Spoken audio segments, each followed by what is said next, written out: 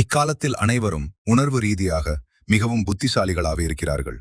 ஆனால் அன்பின் முக்கியமான ஒரு பகுதியை அவர்கள் முற்றிலுமாக மறந்து விடுகிறார்கள்.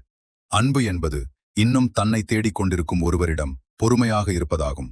எல்லாவற்றிற்கும் இப்போது நம்மிடம் வார்த்தைகள் உள்ளன. எல்லைகள், எச்சரிக்கை அறிகுறிகள், நச்சுத்தன்மை, தற்பெருமை. ஆம், இவை முக்கியமானவைதான். ஆனால் இந்த ஓட்டத்தில் மனிதர்கள் குறையுள்ளவர்கள் என்பதையும், குணமடைதல் என்பது ஒரு சீரான பாதையல்ல என்பதையும் நாம் மறந்துவிட்டோம்.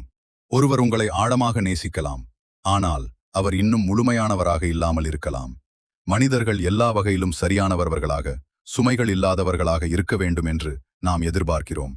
ஒரு சிறிய தடுமாற்றம் ஏற்பட்டால் கூட அது பொருத்தமின்மை என்றும், முதல் தவறு நடந்தாலே அது எச்சரிக்கை அறிகுறி என்றும் கூறிவிடுகிறோம்.